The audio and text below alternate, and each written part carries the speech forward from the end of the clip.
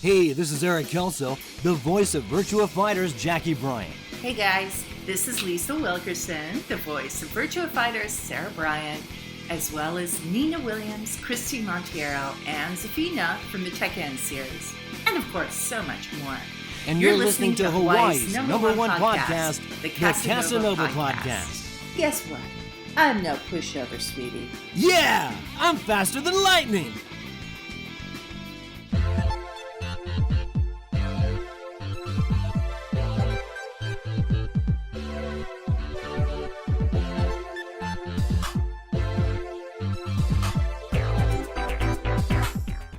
All right, and welcome everyone to another episode of Hawaii's number one podcast, the Kasanova Podcast. I'm your host, Mekel Kasanova, and I have the true honor and privilege of having the one, the only, Lisle Wilkerson and Eric Kelso. How are you guys doing today? Good. Good. Aloha! Aloha.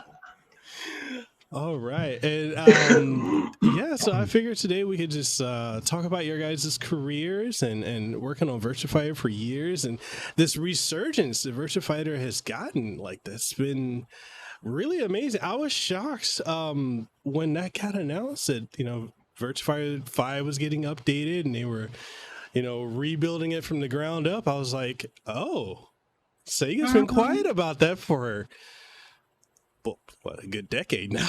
Plus, yeah. So. And Mekel, I will say, Bryant's siblings are wonderful. Really, it's all because Sarah Bryant is just so awesome. I do love my older brother, Jacky, and I think he's awesome. But maybe I'm a little bit more awesome. So, yeah. Yeah, you look like you're moving in slow motion. Exactly. Better run home to mama now. But see, that's where they have the same mama. So that's true. So did it take you guys by surprise, like that they were going to redo Virtua Fighter 5? And did you guys have to re-record any lines or anything, or? No, I don't think we haven't really recorded any lines for that since like the first or second time we actually were in the game. The last like 5 or 6 games, we haven't done anything. They just keep rehashing the same voices. What? Yeah. But here's the thing too is and Eric feels the same, but I think I was really pleasantly surprised. Because I do go to a lot of the anime events here in the mainland and, in the States, and there's still a lot of love for Virtua Fighters. So I was really happy to see that. But I think also that maybe it gives an opportunity to come up with a new game and kind of bring it into 2021, 2022, whatever, So I think that I was really happy, and it seemed to do, like just the game, and then also the Virtua Fighter retrospectives, which we were both a part of. That was fun to do. Experience. It was so much fun. I learned fun to finally do Jacky's voice again. It's great. Yeah. Yeah. And I think it was really well made as well, the retrospectives, and I learned a lot. A lot of things I didn't even know. So I'm like, oh, we did that? That's what we were part of? That's pretty cool. Exactly. Yeah. Yeah, I was gonna say, like, it's from the announcement to when the retrospectives, which they were dropping every day leading into the re-release of the game. It was a short amount of time, but like the hype really built. Like, Sega put a lot of marketing behind it, which again, I'm very surprised. Like, I've been a fan of Virtua Fighter since the original in '94, and I don't think I've seen this much marketing from Sega for that franchise since the 90s, to be honest. So I was like, oh, okay, all right. And so I was nervous because I was like, I don't know if the newer generation of gamers are gonna because they didn't grow up with Virtua Fighter. It's been a non-thing. It's just been Street Fighter and Tekken for so long. So I was like, okay, how are they gonna take towards how different Virtua Fighter is, even though it's the original 3D fighter, but it's been a success. So I'm like, okay, so we have, fingers crossed, knock on wood, we have opportunity for Virtua Fighter 6. Hopefully, and you guys reprise your roles. I would love to see it with new lines of dialogue. Yeah, I'd like to see more kind of story development and a little more role playing. Kind of like make it a kind of a mini Shenmue or something like that, where they're actually kind of like, in world kind of adventures. And I think that would be really interesting, especially for, Sarah and Jacky, because they have a really interesting, backstory. Yeah. And I think, like you were saying, a lot of people, maybe a younger generation, don't really have the same connection with Virtua Fighter that people did 20 years ago. And so I think that would kind of introduce it fresh again.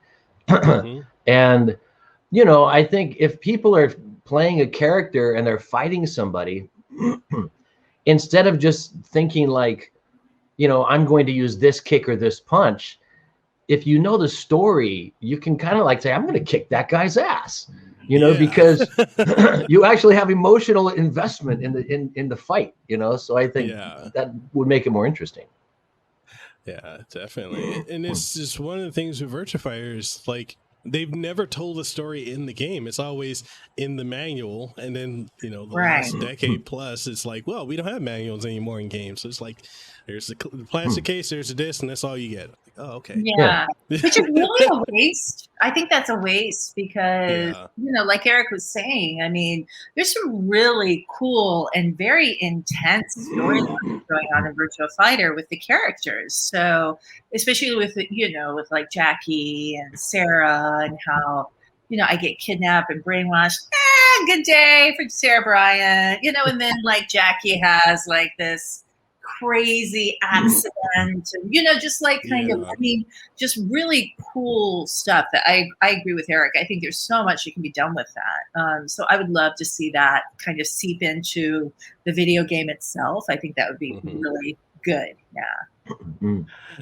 And I also think that with the RGG Studios, or Ryo Ga Gotoku Studios, taking the helm for Virtua Fighter, they are masters at telling stories with the Yakuza franchise. So I would love to see, them to do a hands-on with Virtua Fighter, take, because Sarah and Jacky's story, Akira's story, Wolf and Paichan and Lao-chan, like take these characters who've got rich stories, like really rich stories that you have to go on Wikipedia or a wiki to read, but like take these and put them in a game and make it like a cinematic, like the Yakuza, games. And I could just see it, just like fans would just gravitate towards it, because I feel like we're getting at that point now where, well, actually we're at that point. We've been at that point for a while where, the distinction between a video game and a movie it's almost, there's no line anymore. Yeah. Yeah. So. And I think we first initially, Lisle and I were talking about that in another interview, I think. Then that's the first kind of impression we had with the Shenmue. Mm-hmm. When we, that was the first game that we had done voices for that seemed like a movie. Mm-hmm. We actually had characters and we were saying lines and dialogue and stuff, and it wasn't just exertion sounds with like the ha kind of thing. And it really seemed like a movie, and that was my first impression, that how different it was. And like you're saying now with like Yakuza and things like that, it's just amazing. You don't even need to like push the buttons anymore. I just want to start and just watch it. Right. What was it like for you both working on the Shenmue franchise, and are you surprised that even that had a return recently? Go ahead, Lisle. Like, and probably, Eric will probably be able to relate to this as well. But I think one of the things that a lot of people, when we did Shenmue, like a lot of people don't understand, like Shenmue 2, there was not very much in the way of IMDb and social media and all that. And so we went into the studio. We spent tons of time in, recording lines and whatnot, and having meetings about characters and, playing off each other and everything. And then it stopped, and then we had no idea like where the project would go, right? And this is kind of what happens when you are an independent contractor, especially in the entertainment industry, and especially back then, you were not given really any information about a lot, even sometimes the title of the game, definitely not the release date. And so we all, I feel like, went into it like, okay, cool project, let's do it. And we were just, we did the project, and then we kind of moved on to our next project. And it was only after it actually started coming out and started having an impact that I started getting these, emails and stuff, and people were like, "Oh my gosh, I love Shenmue," and I'm kind of like, "Hey, what?" It was like so long ago. And so I had no idea like the impact that the game would have, and even kind of how many people have just been so, just so in love with the storyline, with the way it was done, and just with Yu Suzuki's work, and no idea really until we constantly get these people reaching out to us from all over the world, and that was just kind of a really cool thing for me. So yeah, I had no idea, and and one of the questions they always asked was, when is Shenmue 3 coming out? And they're like, I don't know. Shoot, I didn't even know when the first or second one were coming. I know nothing. I'm hired help, dudes. And so no idea that would happen either, right? Yeah. Go ahead, Eric. I'm done. Which, yeah, we don't. We really had no idea. It was a good big job, which we like. There was a lot of lines compared to other games. Like I said, it seemed like a movie, which is really cool and really fun. And Yu Suzuki, always amazing to work with, and the things he comes up with. It was a lot of fun to do and a lot of work. And after the first one, we were like, oh, that was great. That was really interesting. And we were happy that it did okay. Later found out it was the most expensive video game ever made in the world, in the Guinness Book of World Records and things. And then when they came out with 2, that was really fun. And especially for me, because I got a new character, Ren, which is kind of my all-time favorite character. And I had more lines and more action and stuff. So that was really cool. But then it just disappeared for 15 years. There was no 3 and no word on 3 or anything. But, excuse me, like Lisa was saying, in that 15 years between 2 and 3, there was still, energy in the family. There was a Shenmue family. It was almost like this cult that was alive in the mountains somewhere. It was spreading around the world, and it was just amazing. And I mean that in a good way, that people were still alive and backing it and forced it to be made on Kickstarter. I mean, they broke Kickstarter. It was on the cover. It was on Time Magazine and shit. It was amazing. And we didn't know there was that kind of support until they contact us, Before the internet, we had no idea. Yeah. And so, and since then, I've met a lot of Shenmue fans who have come to Japan. We've gone out to dinner and drinks together. Lynn and I have worked on projects together. I did the mods for the Shenmue Dojo, and all those guys worked so hard on that for free. Me too, I worked for free. Everybody did, just out of the love of Shenmue. The Shenmue World Magazine. Just so many things. I've never seen any other game that had that kind of fan support and love that Shenmue has had. So, I have to say, I might get in trouble for saying this because I'm friends with the current voice of Ren, but I wholeheartedly prefer your take on Ren. Like that's what I grew up with. You grew up with, yeah. It's like if somebody changed, Bart Simpson's voice or something. It might be better, but you just kind of miss the old one. Yeah, I think that was the thing that really threw me off with Shenmue 3 was like of all the returning characters, like the only one I really recognized was the voice of Ryo and Corey Marshall, and I was like, okay, everyone. It just felt so not Shenmue, I guess you could say. So yeah. And I think, I mean, I went in and did it because, you know, of course they did all the recording here in LA. So I went in and recorded a few lines for Joy, but Joy didn't really have that big of a part anyway in Shenmue 3. But yeah, it was, I mean, you know, definitely it would have been so awesome for all of us to be able to get back together again and work together again in the studio, the same way that Shenmue 2 was done, where instead of, you know, in the US especially, like people will go in for like a 2 or 3 hour block and they'll just go bah, bah, bah, bah, bah, and do their lines, and you never get to work with anyone there, right? So there's not that synergy. Whereas a lot of times with Shenmue, and you know, it's the same, I know with a lot of stuff in Japan too, but with Shenmue, I feel that was what was so special about the project too, was that we were able to work off each other, and it was almost kind of a little family situation, you know? So I wish that, you know, I wish that had been done, but you know, yeah, maybe next time. I don't know. We'll see. Yeah. And it, you know, that's like, people were asking me before, are you like sad or angry or anything that you were replaced? And I said, no, I'm not. I don't have those emotions. I'm disappointed because I wanted to do it. But I mean, I came in on Virtua Fighter 4, you know, or Tekken 5 or 3 or something like that. So, you know, and I didn't go to the end of Tekken. There were other Paul Phoenixes after me and things. So, you know, we come in the middle of things, we leave in the middle of things. That's just the nature of the beast.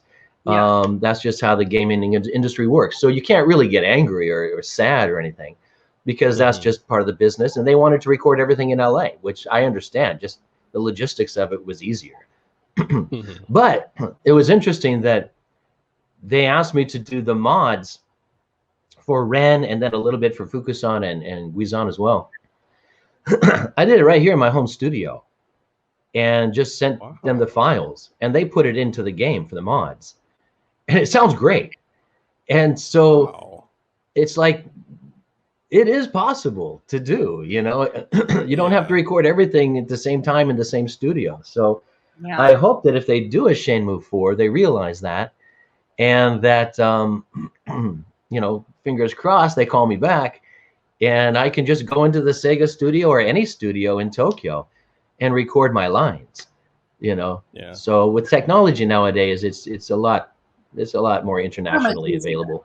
Especially after COVID, I think everyone has learned, you know what, we can make it happen. If we have to be shut down for like a year, there's, you know, business still has to continue. So it can definitely happen. Yeah, because I know I was talking to this is one of my friends. He flew out here for vacation a couple weeks ago. He voices M. Bison in Street Fighter, and we were talking about that for a long time, that, you know, COVID has really shown that people can do remote work in almost any and every field, and that voiceover work should not be restricted to just LA or you know, was it Houston, Texas? I think is one of the other big recording. Oh, Dallas, Texas. Houston's like, Sentai, but yeah. So, you know, you're saying like it shouldn't be restricted to those being the two main areas, because there's so much talent that's all over the world, and not everyone can be in those two locations, you know. Like we have because Gerald was saying, like, we have you know, our stations, we have our booths and our homes that we can record in, you know, we have locations we can go to near us that we can record in. Like, why do we need to be stuck, you know, in those two areas? So it's also my hope that companies can realize that too, because 2020 was a year. 2020 was a year. And I think also, and I'm sure, you know, Eric probably completely understands this, but it's interesting how really I think Japan has been even more hesitant with the telecommuting, with the streaming and all that. Like, even though they're very technology is absolutely their thing. In so many ways, they're so much more progressive, maybe, and very futuristic, but also a lot of Japanese companies and studios as well. It takes a lot of tooth pulling to get this, for streaming and all that kind of stuff to happen. They were quite late actually to adapt to this whole thing, right? But I think that now that they know too that, oh my gosh, it really can happen, and it won't just completely go, bonkers, and we won't just lose control of the project. So I think that the possibilities are endless now that people really understand that. So yeah, I'm very hopeful. Shoot. Yeah. For sure. Oh, yeah, I think I think in Japan, in their culture, a lot of face-to-face is very important. They don't really like to do meetings online and things like that. They want to be in person, and the bow and give you coffee, and there's a whole ceremony of which is kind of like a hassle a lot of times, but it's important in Japanese culture. Yeah. And yes, so okay, but so and also it's a real kind of a group decision-making process a lot of times. So you can't just have one person on one internet site. Okay, we'll do that, go there, do that, like in the States, which is very quick and efficient. Okay, who's in charge? You decide, and you let's do it, kind of thing. In Japan, there's a lot of like, well, what do you think? And I don't know, what do you think? And let's call this other guy, and so things don't really work as well online with so many different parts to it. And so I think they're kind of working out those bugs as well. So it's not just the technology in Japan, but it's kind of a cultural change as well. Yeah. So that's hard. and like my fiance Tomoyo, she's president of an advertising firm, and she has to take clients out for dinner and stuff a lot of times. And it's under the guise of like, this is a business dinner, but they never talk business. It's just socializing. They get a free dinner out of it, and they get to be drunk or something. But she hates it because it's just a waste of time and money. But because of the recent COVID situation, they cut doing all that in Japan pretty much. And everybody's loving it because companies are finding that they're saving money. So much money. Their employees don't show up with hangovers. They can actually spend more time with their families and things. So it's a real cultural revolution as well. I think they're going through. So that's interesting. Yeah, because that makes me think of like when Capcom was starting production for Resident Evil Village that came out earlier this year. They actually came out here to Hawaii. The sound engineering team and a couple other teams are out here, and my wife and I, we actually got to help. We were literally driving them all over this island, over Big Island, over Maui, Kauai, and before we even got to that point, it took time for like our point of contact to get them to meet us, to become okay and comfortable with us, to be able to do all that. So I was like, wow, okay, this is taking quite a while. Everything takes a long time in Japan. It does. Such a long time. Yeah. So, but once they got comfortable with us, and they were like, okay, yeah, okay, yeah. Oh, Mekel-san, yeah, Lisle-san, yeah. So it's I can understand, like it does. I guess from a Westerner perspective, like it can be very annoying at times. But, I think 2020 has like I can definitely say like it's definitely fast forwarding a lot of that, especially like with me working with Sony now. Like that took, oh God, that took so long. They're like, you're who? What? You are? No. All right. It took them meeting me at E3 2018 and then again in 2019 and then several Skype calls, Zoom calls this year to like, okay, yeah, we'll work with you. Yeah. Okay. And that's probably actually the faster side of things. Usually it can take even longer. So. Longer? Oh my goodness. Ooh. Anyways, let's talk about I guess getting into voice acting. Like, what was the first voice acting roles that you both have done, and how did you get into voice acting? You want to go first, Eric? Okay. I came to Japan planning on just being here 2 years, saving some money, learning about Japanese culture, and moving on to the next country. I studied film in university. I wanted to travel around the world and for like 10 years and find interesting stories to make documentaries about. And Japan was the first country I came to. After 2 years, I didn't really save much money, so I stayed a little bit longer. And in that time, I started doing voice acting just by chance. I filled in for somebody, a friend, and I liked it, and that started picking up. And I decided to stay and pursue that as a career. And I think my first voice acting job was like a children's textbook or something. But I think my first video game was in 1996 for Soul Edge or Soul Blade. I don't remember which one it was. In 1996. So it was arcade with Soul Edge. The original PlayStation release was Soul Blade. They've never explained why they changed the name. I think there was a lot of that in the 90s. They kept doing that whenever it would come over to the West. Like, oh yeah, we're going to change the name. Yeah. What? And I think my character was Siegfried. Ooh, popular character. Siegfried was my character. Lisle, how about you? My story is I grew up in Japan, so I lived there for forever. I started getting into radio in Tokyo.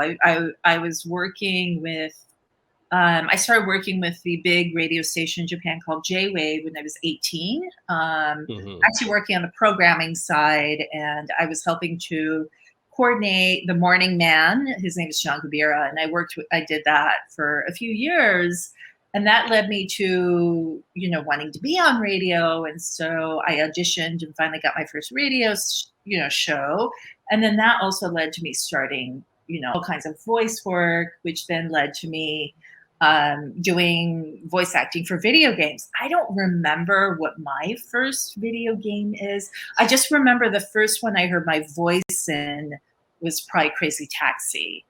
And it was in an arcade. And I knew that I had done tons of work for video games, but I actually was going on a date with a guy. It was like our third date, right? And so, so we were getting ready to go the third date. That's the video game voice date, right?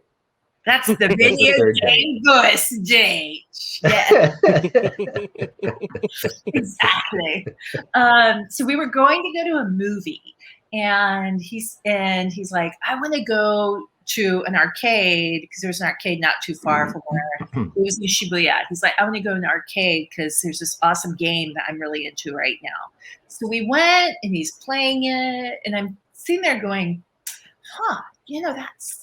that voice sounds really familiar. And then I completely freaked out after like 10 minutes, and I realized it was my voice in Crazy Taxi. And I'm like, oh my gosh. And I was like, no, we have to get out of here. And I just completely freaked out. Did you tell him that's me? That's my voice. Yes. And he was like, what? Come on. It's like, no, that's my voice. Oh my gosh. That's so weird. Yeah. It was like I think we were both freaked out. We were like, what? And just left. Yeah. That's my story, and I'm sticking to it.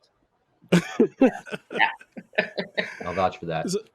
So with voice acting, like I guess perspective of most fans is that you just do one or two gigs and like you stick with that gig forever. But I've come to learn over the course of doing this podcast and interviewing so many voice actors that you guys are doing dozens upon hundreds within a year in itself. Sometimes you just get lines, you're like, I don't know what this is for, but I'm recording the line, what's the context, what's my mindset, then you get into the character, record it, and then you're on to the next gig. So is it ever a point for the both of you, do you ever feel like you're overwhelmed the amount of work that you have to do or have had to do over the years? Or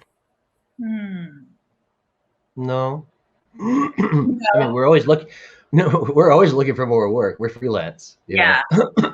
Anybody who works freelance will never turn down a job. Exactly. And but also, excuse me, we don't like work for like 8 or 10 hour blocks of time. We usually go in for an hour, 2 hours, maybe 3 hours is a fairly like long gig a lot of times. So a lot of things we just go in for like an hour or 2 hours, and then we might have like 2 a day or something like that. But it's always different. It could be a game.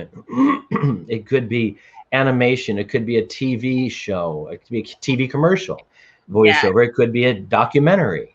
It could be a promotional video for a company for overseas advertising. It could be, amusement park announcement, or there's so many different things that we do.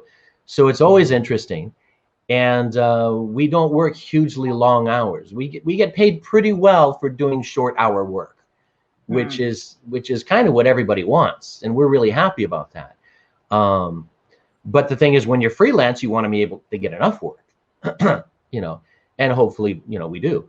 But I wouldn't say we've ever been like overworked so much. What would you think, Lisle? Yeah, and I think for and also I think everyone is different. Like I know for me, I do a lot of bilingual moderating, interpreting, emceeing for like Anime Expo. So for instance, like when Makoto Shinkai had his Your Name premiere, I did that, right? So I do a lot of work. So honestly, that stuff is a lot more taxing for me. Yeah, that's more hours for sure. I have to go to Hawaii every year for KawaiiCon when they have it. And I do all the interpreting and moderating and everything for almost all the Japanese guests, right? So that is definitely a lot harder. And I do a lot of interpreting, like I was just at the US Open for the ladies golf, and I do stuff with SpaceX, because they're getting ready to have a team go around for the moon mission. And so I've been doing interpreting for, some of the candidates that might be going and stuff like that. So, I mean, for me, like voice work is fun, it's a lot more, like Eric was saying, like, when you're a freelancer, no matter what your mix is and whatever you do, like your package, I mean, work is work, and you're always so thankful that you keep getting work and that you keep staying relevant. So, yeah. Okay. Would either of you have ever thought like voice acting would blow up into what it is today? Like it's to a point you have people going to like classes to become specifically voice actors, and it's I've talked to voice actors that have been voice acting since like the 80s and 90s, and they're still blown away. They're like, wow, this industry really blew up. Like, is it shocking to see what it is or what it's become? I mean, so for me, I would say yes and no. I mean, it's great. It's I almost think sometimes it's a little bit like really like way too many kind of voice acting workshops. I think there's maybe some that I'm like I don't know. I think but that being said, I do think that at the end of the day, I mean, like voice actors add so much, especially to the anime and to the, video games. And so part of the whole storytelling process. So I think it was only time that really, that finally brought this on, and so, and with video games becoming so elaborate and everything, the voice acting becomes even more important, right, to the whole storytelling process. So yes and no for me. Okay. Eric? Yeah, I agree with Lisle. I think that there are voices everywhere that we don't even know about. You pick up your phone and it says, you are now calling something. That's somebody's job. Or you go to the bank and they say, press enter your PIN number or something. That's somebody's job. Somebody said that, So there's voices all around us. We don't even realize that that's people's work. And especially with the internet and with video games and stuff, that's just boomed with technology. And so I think people are hearing it more and they're thinking, hey, I could do that, or I want to do that. So it's like anything that's kind of fun. People want to try it. And it's a good gig if you can get it. It's a very good gig. Unfortunately for us, the more people that do it, the more competition there is and the less work there is, because there's not an endless supply of work going around. And so if everybody just floods the market, then there's just kind of less work for everybody. And it's not all good, it's like, just because there's more, it doesn't mean it's good. It's like, look at the internet, kind of thing. So try to Google something and, so, but it's a wonderful job. I think people have to realize that it's not a job you can just start doing. Like, you can't just, it's not like becoming a waiter and you get 40 hours a week and you get a paycheck. You're freelance, and there's a lot of competition and there's a lot of people who have been doing it a lot longer than you. And so when people say, I want to go to Japan and become a voice actor, I'm saying, well, you might want to brush up on your English teaching skills a bit, because that's going to be your main job. You can't just plug into it. I was lucky enough to I was a teacher and started doing voice acting. And as my voice acting picked up, I cut my teaching and then went like that. So it was really nice, but it's a catch-22. You got to have the hours open to get the work, but you have to be working to get paid, to have it, to live, kind of thing. So it's not easy. Yeah. I've noticed also, this is a personal opinion, this is just mine, from a lot of my dealings with different voice actors, but I've noticed that there's a huge difference in how voice actors that have been doing this for, over 10 years, 15, 20 or so years, like 80s, 90s, early 2000s to now. There's a different, how can I politically correctly say this? We're cooler than they are. Different type of voice actor, from the ones that are doing it currently, like the younger ones. Is that what you're the younger ones there's kind of like a celebrity mindset that they kind of have to themselves and the way they carry themselves. Whereas like, older voice actors don't have that, and they're more, easier to talk to, easier to relate to, versus ones like, oh, I'm a voice actor. And I'm like, okay, hi. Well, when we started voice acting, wasn't really like a cool job or anything. It was just a job. We didn't feel like we were celebrities or famous or anything. People don't even know our names. They don't know our faces. They just know the voice. So there were no when we started, there were no famous voice actors. I mean, Mel Blanc was the only one that I knew of who did all the Bugs Bunny and Daffy Duck and everything. But you don't know the name or the face of the person behind the voice. It's just, oh, I like that voice, and that's kind of, I thought that was really cool. That nobody knew who we are. We felt kind of like superheroes or something, And but like you're saying, I guess nowadays it's kind of a thing. But to us, we just always saw it as a job. Yeah.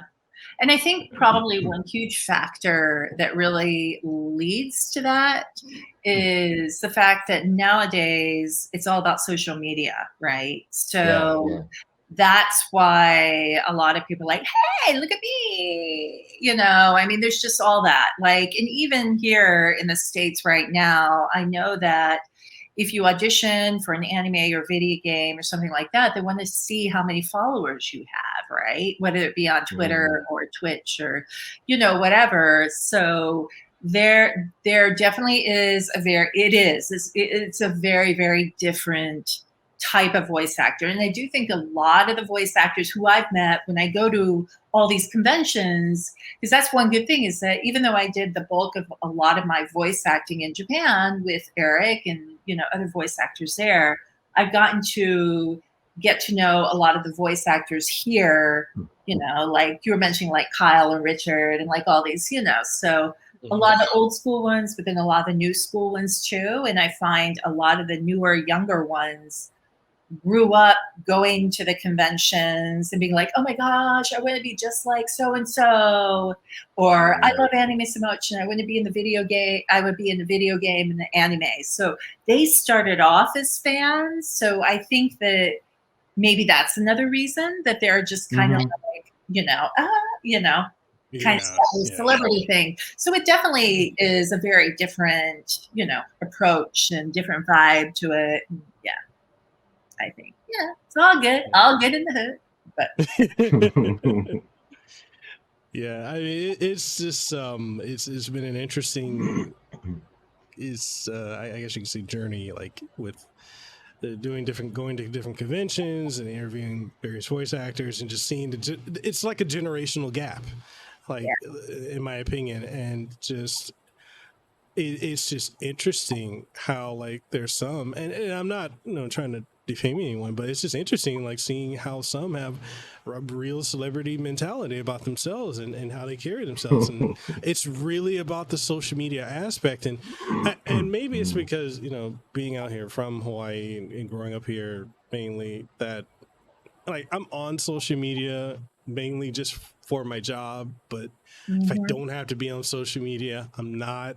And I feel like a lot of people, especially this generation, they live through social media. They live through Twitter, and it's like that's not real life. Like real life is outside. And anime isn't real life either. Thank you very much. Yeah. So, I don't know. It's quite interesting, but winding down, because I want to be very respectful of both your time, and what advice, if they're audience, they're listening, what advice would you give to them if they wanted to get into voice acting? I know you've been giving advice throughout the show, but like what is like a main thing you would give? Like, should they go to these workshops or these online courses, or what would you recommend? For me, I have no idea because I just filled in for a buddy one time and did the job. Nobody told me how to do it. I've never had a class. I've never had a workshop. I've never checked how to improve my skills or anything online. I just go to each job and figure out how to do it. And after doing it for 30 years, I kind of understand how to do it, So I have no idea. I don't know. I'm living in Tokyo. I don't see any workshops or anything. I don't know what's going on. So I think Lisa would have a much more, a better handle on what to do. So go ahead. Go ahead. No, I was going to say, like, your story reminds me of my friend Joe Rivers, who voices M. Bison. He literally, how he got the role of M. Bison, he was with a friend that was auditioning, and then they walked out. They're like, "Are you here for the role?" He's like, "Yeah." And he just did and that was his first gig, and he's been doing stuff since it. But like, he didn't have the background training either. So it's like, again, I think that's the whole generational difference. Go ahead. Sorry. Yeah, but interesting story, and that does happen. Yeah. But and I'll also say though, like, to Eric's credit, like Eric is always, because I've worked quite a bit with him, and he's very he comes prepared though, like that's, I'm just going to say it about you, Eric, but he's very like, when it comes down to business, he's very, okay, let's do this. And, he's very serious and he takes it seriously and he has an approach. So, that, I mean, yeah, you can show up, but at the same time, like, you need to really understand it's not like La La Land and like, it's like, it's a serious job. Take it seriously, right?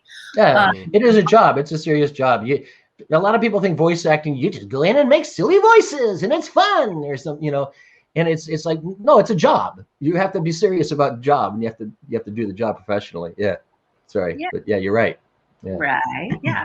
And I think that a lot of times this is something that I'll say when I go to the, anime conventions and stuff, because this comes up a lot, is what is your, what would you say is your best advice for doing voice acting? And this kind of goes a little bit to even what, Eric and I were talking about. But one, don't just say, I want to be an anime voice actor. One, you won't make very much money. Thank you very much. Two, you never like acting and voice acting is all about life experience. So you should never like pigeonhole yourself and say, I don't want to do this. How do you know? You be an incredible documentary narrator, I mean, like, and that's one thing that, I know I've talked to some of the other voice actors about as well, where, we'll get that comment a lot. People like, well, I want to do voice acting, but I only want to do anime and video games. Yeah, good luck with that. That's probably not happening, but okay. And so they just kind of, box themselves in. And I just don't think, I just think it's better to kind of explore different areas. And at the end of the day, if you get a national commercial or something like that, those are the ones that really pay a lot of money and can be really fun to do. But another thing that I always tell them as well is that you need to be extremely versatile, and whether it be like with me, I don't just do voice acting. I try to do as much as possible and I try to always keep myself relevant. If I could, in a perfect world, I would also not want to do social media, but this is the world we're in where social media is extremely relevant. So I try to put myself out there, and always trying to learn, which is another thing. Like a lot of people think that, oh, okay, I have a gig. I don't need to learn anymore. No, because a lot of times that gig will run dry in like, who knows, 3 months, 6 months. The entertainment industry is like that. So it's really important to kind of keep pushing, and just be really relevant. Yeah, and that's the end of my story. There you go. Got to have a lot of irons in the fire if you're going to be doing it. Exactly. So is there anything you guys would like to leave the audience with before we go? The floor is yours. Nothing profound at all. Just, stay positive.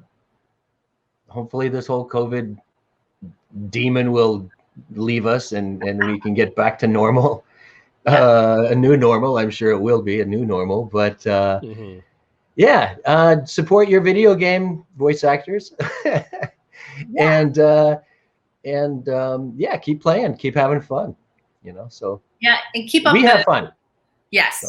Keep up the Virtua Fighter love too. I mean, it's been so much fun. Like, Eric came on my Twitch stream 2 weeks ago and we had like a Virtua Fighter night and it was so much fun. And, we had like a little contest, but, it's really fans that kind of really drive all this stuff. And so if you want to see like a Shenmue 4, or if you want to see a Virtua Fighter 6, a lot of it will depend on the fan love, and we definitely know that. So very thankful and grateful for all the love. But keep it going, people. Thank you. Love you too. Yeah, and like for Virtua Fighter 3, that only came about because of fans, and so you do have power, make your voices known. And look, you got great sites like Mekel's site like this. And so, if you want to see a Virtua Fighter with more character development, or you want to see a different kind of Shenmue, or if you have some ideas, talk about it, get your voices out there, because that's the people who are making their games depend on you for their business, and they want to make something that you want to see. So make sure you tell them what you want to see. Yeah. And with that being said, I have one final question, and that question is: did you have fun today? We Terrible. did. Hated every second of it. No, it was great. It was fun. Well, I always love hanging out with Lisle, so that's fun. And then now I got a new friend in you, Mekel, so that's really cool. Mm-hmm. And looking at the ocean on your screen here, I love that. So I missed that. And just feel like I get a little Hawaiian in me today. I put on one of my Hawaiian shirts and everything. So. Yeah. Right. Feeling but I kind of wear this all the time. Lisle knows that's my regular dress style. But yeah, really good getting to know you. And thank you for having us. Always a pleasure. Yes, thank you. Yeah, definitely. I'd love to see you guys come out here to Hawaii, and Well, Lisa was talking about the Kauai thing. What was that? Yeah. We want to try to. I'm hoping that we can even, Eric and I can go together for the Kauai Con, next year, like in April. I think their dates could be in April. Yeah. So hopefully I can manage that. Yes. Because that's kind of cool, because that's halfway between. You go from LA, I go from Tokyo, and we're right there in Hawaii. Okay. Yeah, Let's make it happen. Let's make it happen. And I'll show you guys around. That'd be great. That'd be wonderful. Because I'm right next to Waikiki. My house is what you're seeing is that's down the street from my house. Very nice. So with that being said, that's the podcast. And if you guys enjoyed it, make sure you watch it or watch it on YouTube, or you can listen to it on all the podcast outlets. It's all down here if you're looking. I don't need to read it off, but make sure you go and follow Lisle Weapon and Eric Kelso on social media. Support voice actors, we said that earlier, and support Virtua Fighter. It's back. Let's keep it. Let's keep it going. That's right. The Bryant family is back, people. Bryant family is back. Right. And with that being said, I'll leave links to all of their social media outlets and everything in between. And so, that being said, if you guys enjoyed it, hey, let us know, and we'll see y'all on the next one. Thank you. Mahalo. Thank you so much for tuning into this episode. I hope it was informative, engaging, and you enjoyed it. And if you did, make sure you go ahead and leave a rating and a review. It greatly helps out the podcast and helps the platforms that we're on go ahead and promote us more so that more people can check it out. And if you're wondering what all platforms we're on, aside from what you've listened to it on, we're available on Apple Podcasts, Google Podcasts, Stitcher, TuneIn Radio, Pandora, Spotify, Amazon Music, and more. And if you want to support the podcast, then we've got Patreon, so patreon.com/Mekel Kasanova, which allows us to continue doing what we're doing. If you're looking for this in video format, we're also available on twitch.tv/Mekel Kasanova, as well as youtube.com/Mekel Kasanova. So with all that being said, I'll catch you on the next episode of Hawaii's #1 podcast and the #1 podcast in the Pacific, the Kasanova Podcast. You have a great day, and I'll see you on the next one.